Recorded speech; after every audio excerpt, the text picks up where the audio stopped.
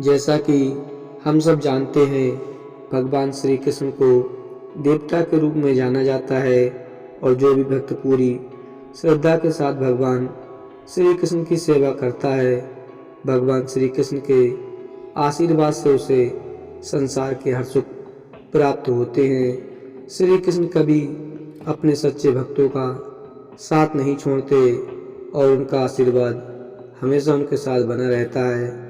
पूरे संसार के कल्याण के लिए भगवान श्री कृष्ण ने कुछ अनमोल वचनों का संग्रह इस समाज को दिया है, जिसे हम लोग भगवत गीता के नाम से भी जानते हैं। दोस्तों, हमने भगवत गीता से कुछ महत्वपूर्ण और सुंदर उपदेशों का चयन किया है, जो आप लोगों को काफ़ी पसंद आएगा। और अगर आप इन उपदेशों का पालन अपने जीवन में करते हैं तो यकीन मानिए आपके जीवन में सफलता और खुशहाली का आगमन हमेशा बना रहेगा। आज के हमारे श्री कृष्ण के महान उपदेश, सबसे बड़ा तेरा दरबार है, तू ही सबका पालनहार है, तू सजा दे या माफ़ी, तू ही हमारे जीवन की सरकार है। जैसे तेल समाप्त हो जाने पर दीपक बुझ जाता है, उसी प्रकार कर्म के क्षीण हो जाने पर भाग्य भी नष्ट हो जाता है। समय कभी एक जैसा नहीं होता, उन्हें भी रोना पड़ता है जो बेवजह दूसरों को रुलाते हैं। मन से ज़्यादा उपजाऊ जगह कोई नहीं, क्योंकि वहाँ जो भी कुछ बोला जाएगा बढ़ता ज़रूर है, चाहे फिर वह विचार हो, नफरत हो या फिर प्यार हो। जिन्होंने आपको कष्ट दिया, कष्ट तो उन्हें भी मिलेगा, और यदि आप भाग्यशाली रहे तो ईश्वर आपको यह देखने का अवसर जरूर देगा। चमत्कार उन्हीं के साथ होते हैं जिनके मन में विश्वास होता है। मुश्किलें केवल बेहतरीन लोगों के हिस्से में आती हैं, क्योंकि वही लोग उसे बेहतरीन तरीके से अंजाम देने की ताकत रखते हैं। अगर तुम्हारे ख्वाब बड़े हैं तो तुम्हारा संघर्ष कैसे छोटा हो सकता है। जहां अपनों के सामने सच्चाई साबित करनी पड़े, वहां बुरे बन जाना ही ठीक है। अपमान का बदला झगड़े या लड़ाई से नहीं लिया जाता, बल्कि शांति से कामयाब होकर लिया जाता है। आशा और विश्वास कभी गलत नहीं होते। ये हम पर निर्भर करता है कि हमने आशा किससे की और विश्वास किस पर किया। कभी कभी आप बिना कुछ गलत किए भी बुरे बन जाते हैं, क्योंकि जैसा लोग चाहते हैं आप वैसा नहीं बन पाते।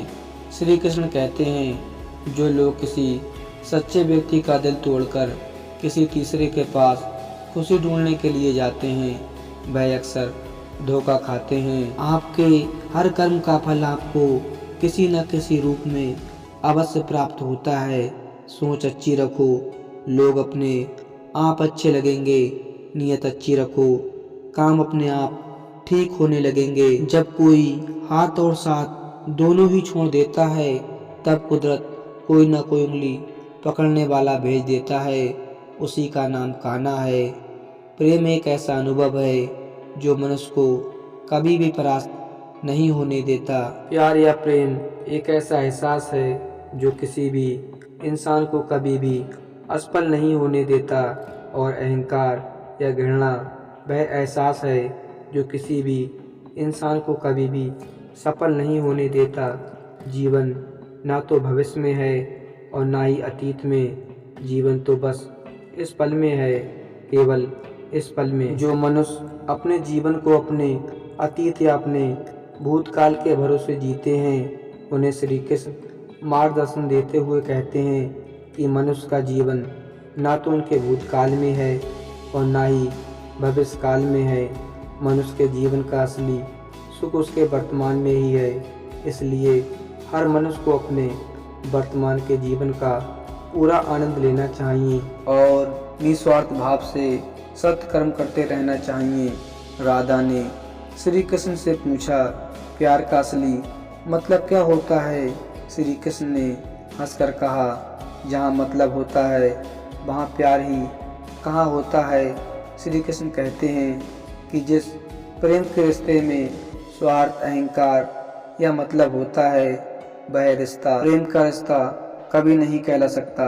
क्योंकि प्रेम का रिश्ता निस्वार्थ होता है, यानी प्रेम के रिश्ते में कोई स्वार्थ नहीं होता।